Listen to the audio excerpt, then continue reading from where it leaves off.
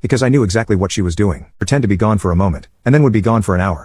I called her out, and her husband told her to stop trying to make me watch their kids. What did my sister do? She just started crying on the spot that she needs a break. Her husband scolded her that he's a tired man, but he wasn't complaining. My mother gave me a nasty look, so I went right to her and said that if she tries to even think that I should be watching those kids, I would walk away from this family vacation right now. It's not my job, and I'm sick and tired of her and my sister acting like it is. Well, that made my mother start crying too. And then she just started repeating the words "you're right," over and over again. This is another old tactic of hers. She tries to look pathetic to guilt me, but I just said I am right, and to just let it go, before walking away. Neither my mother or sister tried anything for the rest of the day. When we got back to the hotel after dinner, my family were all crowding the elevator, but I didn't get in with them. They asked why and I said I'd wait for the next one.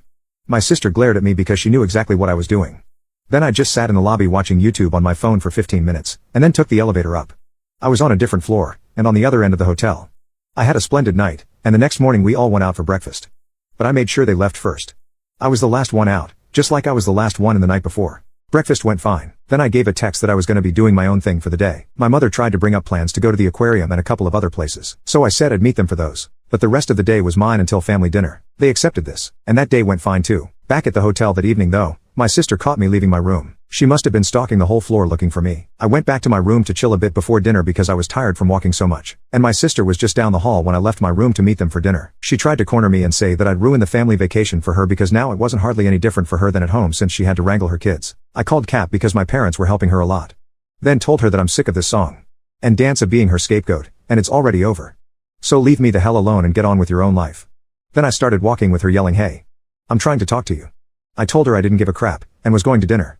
She followed me to the elevator, and we both said nothing to each other. I didn't stay silent and told my parents and my brother-in-law that my sister had stalked me to find my room. She was scolded like a child. She had a pity party. I told her to stop milking it and grow up. The old days when she could force her will on me were over. And then I walked out of the lobby into my car.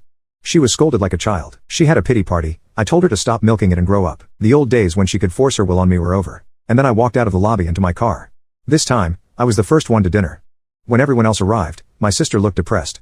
But not a damn thing was said about what happened before. And that was just fine with me.